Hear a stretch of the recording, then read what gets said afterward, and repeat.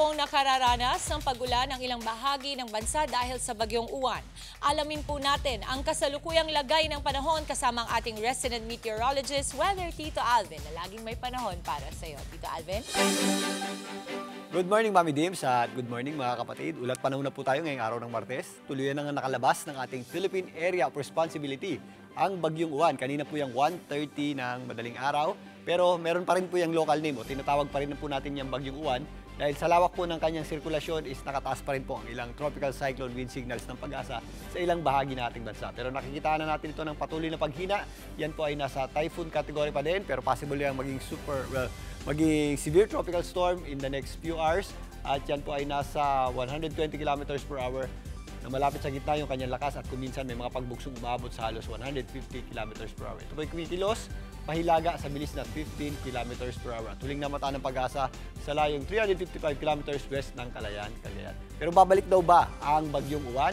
Yes, babalik po ang bagyong Uwan sa loob ng ating Philippine Area of Responsibility, pero wala na po yan sa dati niyang sigla at yan po ay bahina na at aalis din agad.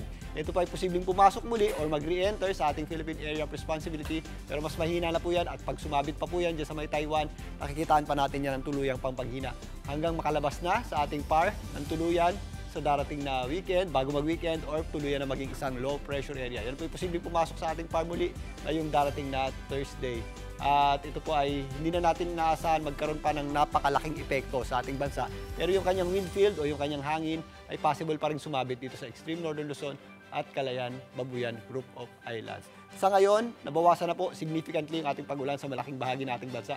Meron pa rin tayong mga possible lamang na kalat-kalat na pagulan or yung katamtaman at kung minsan malakas na pagulan sa mga areas ng Ilocos Sur, Ilocos Norte, kasama po dyan ng Abra, Kalinga, maging dyan po sa area ng Benguet, dyan po sa may Baguio City, kasama na rin po dyan ang ilang bahagi ng La Union. Dahil po yan sa panglabas na kaulapan, itong bagyong si Uwan, dahil nga napakalawak niyan, kahit nasa labas na ng PAR, is nakaka-apekto pa rin po yan sa ating bansa. Mas mababawasan naman yung ating mga pagulan sa malaking bahagi ng Northern Luzon at Central Luzon, pero yung kanyang wind field, ramdam pa rin po natin ang mga pabugso-bugso or breezy at kung minsan pabugso-bugsong hangin sa ilang bahagi ng Northern at Central Luzon. Dito po sa Metro Manila, mas maliwalas na po yung ating panahon sa malaking bahagi po ng ating araw ngayon. At if ever may mga pagulan tayo, ito po yung mga isolated na lamang o yung mga pulo-pulong pagulan tuwing sumasapit ang hapon at gabi. Kaya ugalin pa rin po natin ang pagdadala ng panig. Bango na mga kapatid, ang ating araw po ay sumikat kaninang 5:55 ng umaga at muli po yan lulubog mamaya 5:22 ng gabi. At yan muna latest sa ating lagay ng panahon ngayong Martes ng umaga. Muli ako po ang inyong Weather Tito Alvin na laging may panahon para sa iyo. Mga kapatid, dito Alvin Pura po na laging may panahon para sa iyo, umaraw man o umulan, dapat laging handa. Kaya para maging updated sa pinaka-latest weather updates, mag-follow at mag-subscribe na sa social media pages ng News 5.